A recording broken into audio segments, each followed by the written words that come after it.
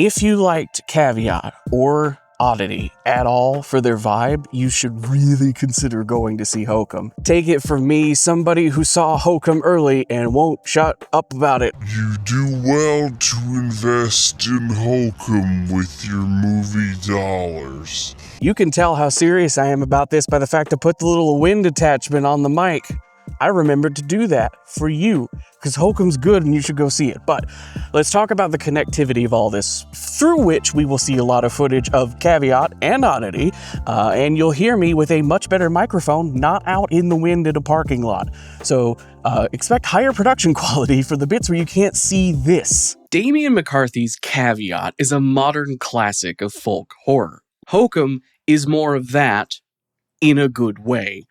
While it might be a stretch to say his movies created an Irish folk horror cinematic universe, the IFHCU, it is undeniable that Damien McCarthy has developed a signature tone. In the same way I can show you a still frame of a Wes Anderson movie and you will recognize it's something he worked on even if you don't know the specific movie, Damien McCarthy's movies have developed a similar level of through lines and echoes with each other. A sense of style has been formed. Again, it's like poetry, so if they rhyme. Mm-hmm. Every stanza kind of rhymes with the last one. Hang on, something's come out of my printer. Oh, it's a certificate. Neat. It's kind of a crapshoot what movie studios will put up a ton of clips of a movie before it comes out to promote it, and which will put up relatively nothing. Neon hasn't put out a lot of footage of Hokum outside of the trailers, but there is one scene that's been released, and that one scene does demonstrate some Damien McCarthy-ness about all of that. In this scene, Ohm Bowman is writing when he sees something in his house.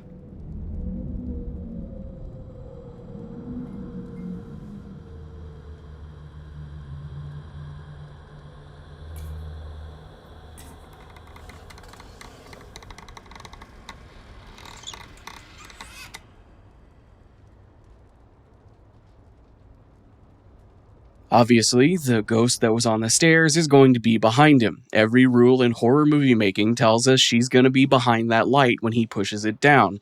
It's just like the classic medicine cabinet in the bathroom trick. If a mirror moves, the ghost will be revealed. And this scene doesn't break the mold. She is behind that light. She is going to be revealed in a second, but I want you to pay attention to how Damien McCarthy reveals her because it is so relatively underplayed for how this scare usually goes.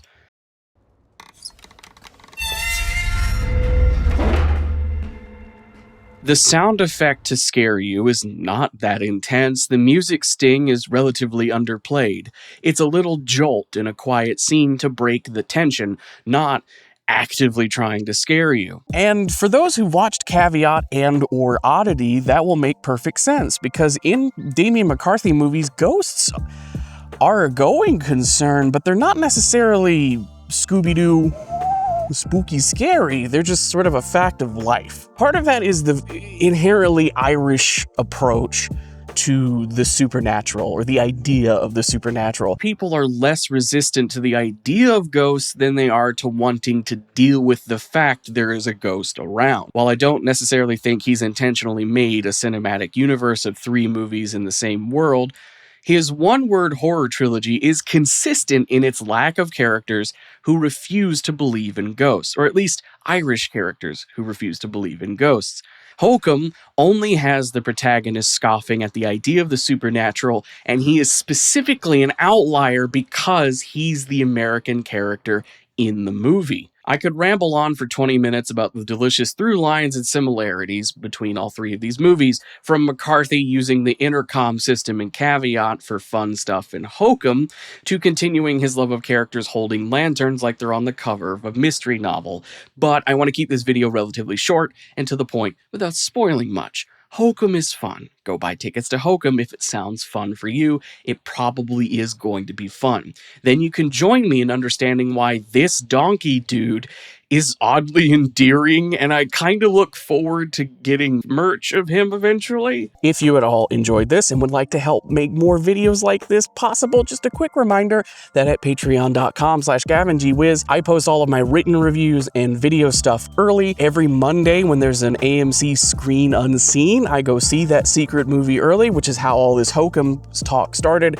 And I post my footage from that screening's like recap thoughts the night it happens, and then you get to hear about it here on YouTube a day or two later. You can sign up at patreon.com/GavinGWiz and help make this all a thing. I've got a Discord. We talk about stuff I'm watching.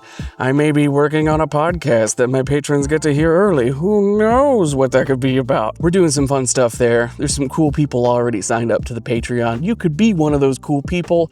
And if you've made it this far, statistically, you care more about this video than other people. So I'll just say thank you to everyone who turned up for the first Hokum video. It was wild to see how many of you commented that have never seen any of my stuff before.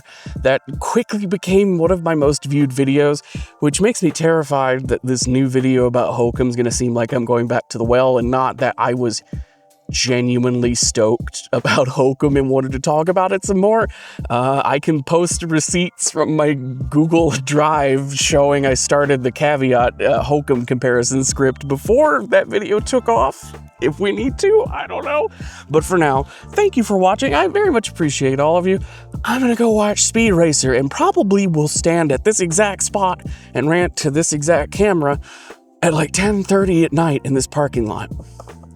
Read dozens of books about heroes and crooks, and I learned much from both of their styles. Again, it's like poetry, so if they rhyme,